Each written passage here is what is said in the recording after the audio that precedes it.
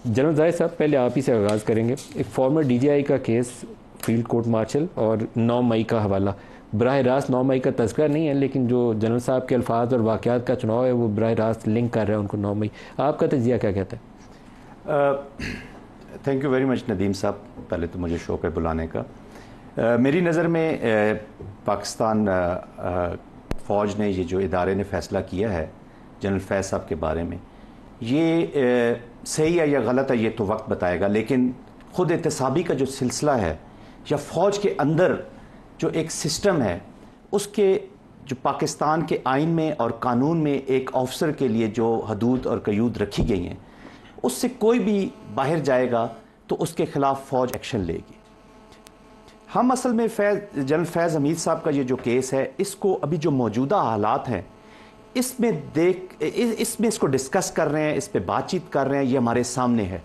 लेकिन अगर आप फ़ौज की हिस्ट्री देखें तो इससे पहले भी सीनियर रैंक के ऑफिसर्स पर मुख्तलिफ वाक़यात हुए हैं, जिसमें सियासी वाक़यात भी शामिल हैं और जिसमें करप्शन की भी चीज़ें हैं और बहुत सारी डिफरेंट चीज़ें जिनमें उनकी सज़ाएँ हो चुकी हैं। तो अभी का मामला आया था जनरल क्यानी के वक्त, और फिर IGFC के मामला आए थे, बाद में भी इस तरह के वाक़यात आए हैं, उसमें सलाही में केस आगे चला। लेकिन जनरल फैज़ वाले मामले में मुझे एक चीज़ सरप्राइज़ करती है। अगर इतना रिगरस अकाउंटेबिलिटी का मैकेनिज़्म है तो मई 2017 में एक पूरी फैमिली को अगर एबडक्ट किया जाता है, टॉर्चर किया जाता है, ज़मीनें हथियाने की कोशिश की जाती हैं by a major general ranked officer, तो उसके ऊपर DJSI थे, आपका MI का पूरा सेटअप होता है नज़र रखने के लिए, आर्मी चीफ, किसी ने उनके ऊपर एक्शन नहीं लिया। मेरी नज़र में नदीम साहब, ये तो चूँकि जो भी इंटेलिजेंस है जो जाती है और चीफ ऑफ आर्मी स्टाफ की नज़र हर चीज़ पर होती है। आपकी बात यहाँ तक तो सही है कि जब ये उस वक्त हुआ था तो अभी ये इस वक्त ये सिलसिला, लेकिन आपको मैं थोड़ा सा माजी में ले जाऊँ। का केस है जी, उनका फैक्ट फोकस एक वेबसाइट है, अहमद नूरानी एक द न्यूज़ के साथ जर्नलिस्ट होते थे, वो उसको चलाते हैं। उसमें 2-3 जनरल के असासे पड़े हुए, जिन्होंने वो खबरें शाया की थी वो जर्नलिस्ट केस भुगत रहे हैं, लेकिन मैंने उसके ऊपर कोई अकाउंटेबिलिटी नहीं होते देखी। देखिए, हमारी प्रॉब्लम यह है कि हम फ़ौरन खबरों पे जज कर लेते हैं। यहाँ इस दौर में इतना कुछ फेक न्यूज़ में, मैं ये नहीं कहता कि वो गलत कह रहे होंगे या जो खबरें आई हैं वो गलत उसको फेक डिक्लेयर नहीं कर सकते अनलेस कि वो गो थ्रू। लेकिन मैं और आप यहाँ बैठकर उसको सही भी डिक्लेयर नहीं कर सकते। वो सही इसलिए कि उसमें फैमिली के डॉक्यूमेंट छपे होंगे, चूँकि मेरे पास इसकी इंफॉर्मेशन नहीं है। जब तक हम एक नतीजे पर पहुँच, देखें आप सिर्फ फ़ौज को, या रिटायर्ड फ़ौज है, यहाँ पे अभी हुकूमत मौजूद है, हुकूमत पाकिस्तान मौजूद है, यहाँ वज़ीर आज़म साहब बैठे हुए हैं, सूबाई हुकूमतें हैं।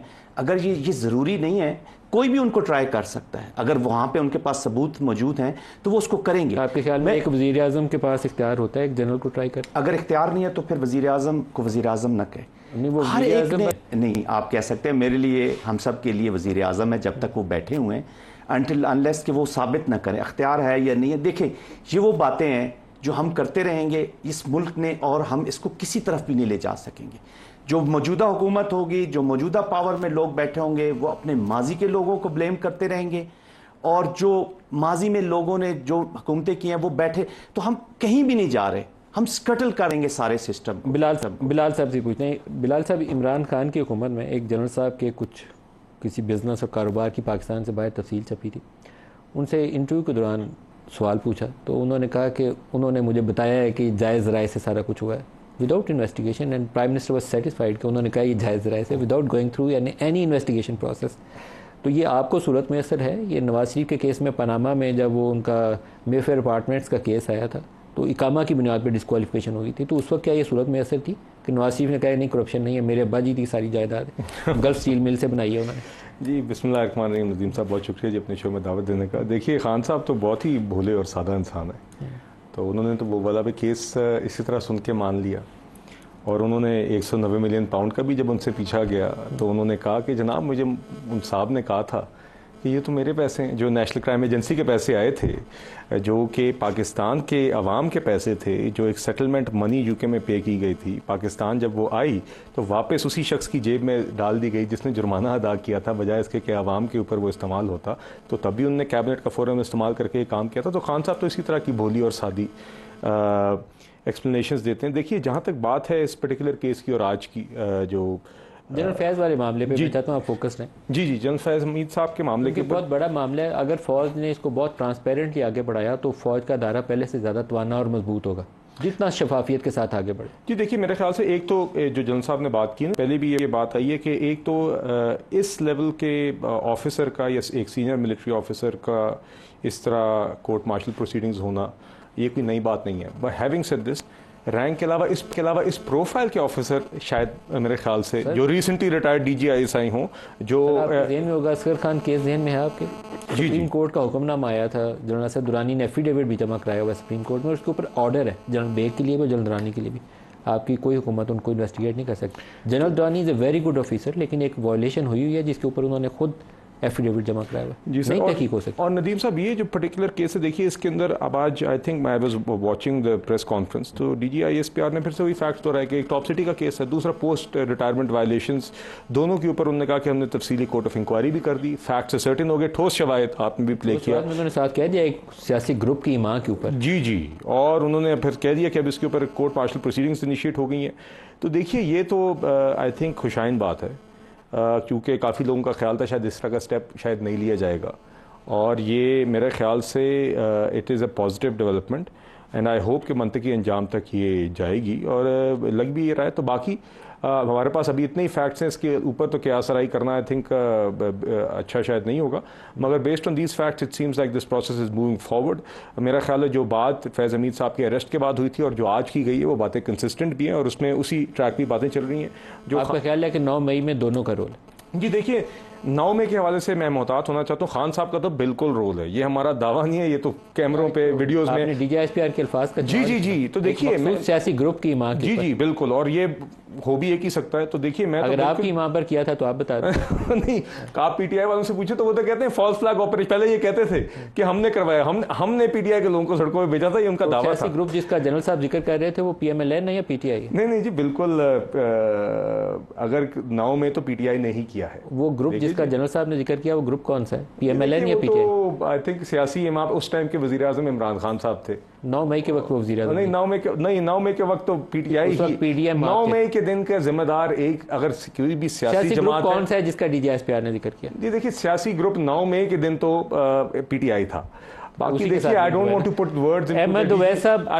words into the DGISPR's mouth। भाई you use this statement ना कि वो एक सियासी ग्रुप की माँ के ऊपर मखसूस। जी देखिए, बात ये कि अगर ये सर्टेन हो जाता है, और आपने जो बाद में वो जुमला चलाया जो बड़ा मायनी खेस है जो आपके उसमें था, if you allow, sorry I realise आपने अहमद अवैस साहब की तरफ जाना है, आपने कहा कि अगर एक ऐसे शख्स को सियासी या ज़ाती मफाद के लिए इस्तेमाल करता है जो पाकिस्तान आर्मी एक्ट के ताबे है, तो कानूनी कार्रवाई हो सकती है, कानून अपना रास्ता फिर अपनाएगा। एक्ट की कार्रवाई की निशानदेही कर रहा है ना स्टेटमेंट। तो देखिए, अहमद अवैस साहब से पहले पूछ लें, अहमद अवैस साहब आपने पूरी ये प्रेस कॉन्फ्रेंस सुनी होगी, आज की प्रेस कॉन्फ्रेंस का एक मेन फोकस 2-3 इशूज़ को उन्होंने एड्रेस किया, लेकिन एक मेन फोकस जनरल फैज़, और फिर ये एक सवाल है जिसके ऊपर मेरा ख्याल ये है कि एक आने वाली बड़ी सियासी जो और कानूनी भी जंग होगी, वो इमरान खान का केस मिलिट्री कोर्ट्स में मुमकिन तौर पर चलाए जाने के हवाले से एक डायरेक्शन सेट होती नज़र आती है।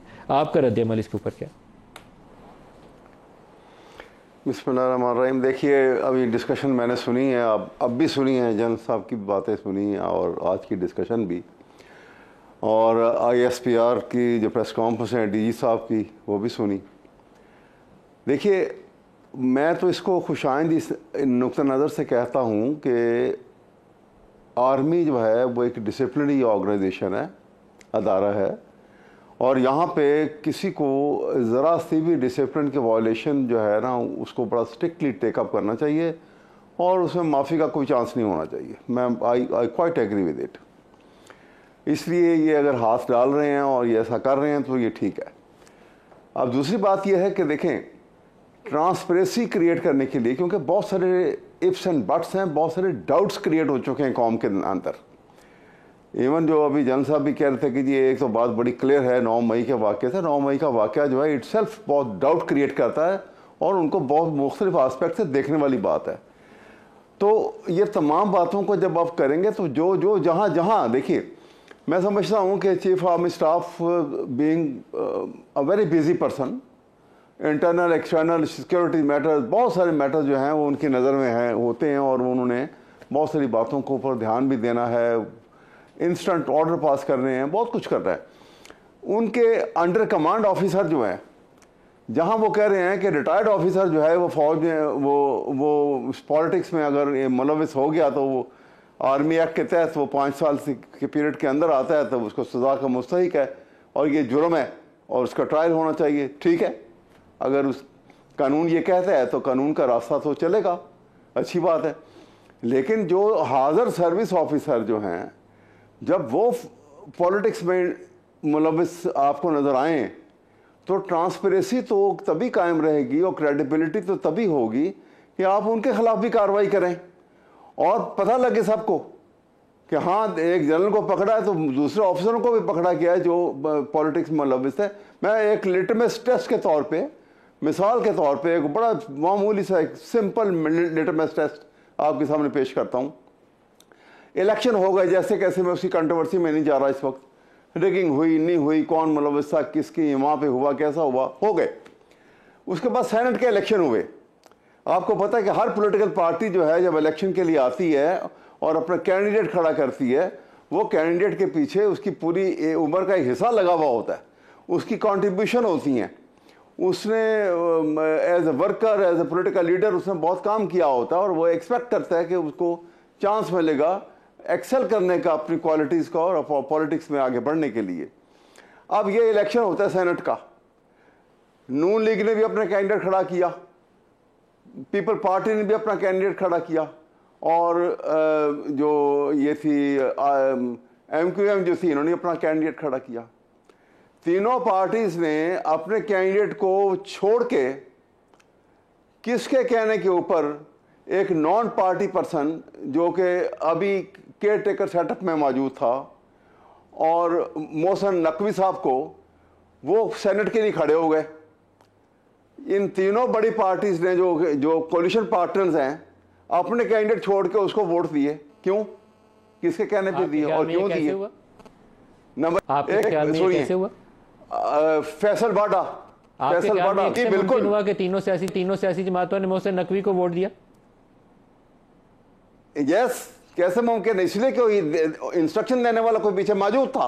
बड़ी क्लियर है बात, ये तो कोई इसमें कोई ये रॉकेट साइंस तो है ही नहीं। ये बाडा, फैसल बाडा डिस्क्वालिफिकेशन के बाद वो किसी पॉलिटिकल पार्टी का मेंबर नहीं है, वो उसको ये तीनों पार्टियां वोट दे रही हैं।